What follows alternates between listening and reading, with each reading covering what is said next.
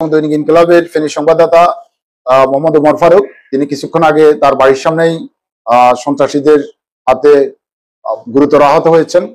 তার সংবাদ প্রকাশের জের ধরেই তাকে হামলা করা হয়েছে। আমরা জেনেছি সে ওই এলাকার জামাই ফারুক সহ কয়েকজন দুর্বৃত্ত তার উপরে হামলা চালায়, যেখানে সে বালু লুটের একটা নিউজকে কেন্দ্র করে তার উপরে হামলা হয়েছে বলে তিনি আমাদেরকে এখানে জানিয়েছেন এবং তাকে খুবই গুরুতরভাবে আহত করা হয়েছে। আমরা এই ঘটনা জানার সাথে সাথেই ফেনীতে কর্মরত সাংবাদিকরা তাদের মধ্যে তীব্র ক্ষোভ বিরাজ করতেছে।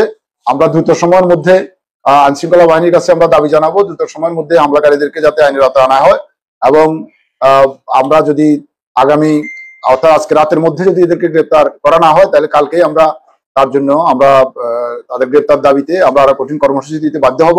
আমরা চাই যে এখানে সাংবাদিকরা শান্তিপূর্ণভাবে দায়িত্ব পালন করবে। যারাই এক্ষেত্রে বাধা হয়ে দাঁড়াবে, যারাই সাংবাদিকদেরকে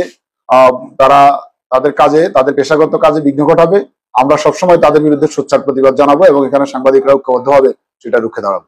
আপনারা আসলে জানেন যে কিছুক্ষণ আগেই আমাদের ফেনী রিপোর্টার্স ইউনিটির যুগ্ম সাধারণ সম্পাদক এবং দৈনিক ইনকিলাব পত্রিকার ফেনীর রিপোর্টার, তিনি কিছুক্ষণ আগে সন্ত্রাসী হামলার শিকার হয়েছেন এবং তার নিজের বাড়ির দরজায়।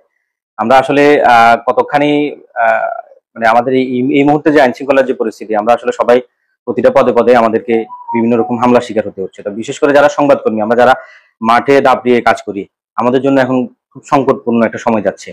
তাই আমরা চাইবো, আমি প্রশাসনের কাছে জোর দাবি জানাবো যে আগামী 24 ঘন্টার মধ্যে আমাদের সহকর্মী ফারুক ভাইয়ের উপরে যারা হামলা করেছে, সে যে দলেরই হোক, যে প্রকারেরই সন্ত্রাসী হোক, তাকে যেন আগামী 24 ঘন্টার ভিতরে গ্রেপ্তার করা হয়। যদি গ্রেপ্তার না করা হয় তাহলে সেক্ষেত্রে আমরা ফেনী রিপোর্টার্স ইউনিটির পক্ষ থেকে এবং ফেনীর কর্মরত সাংবাদিকদের ব্যানারে আমরা একটি বড় মানববন্ধন করব।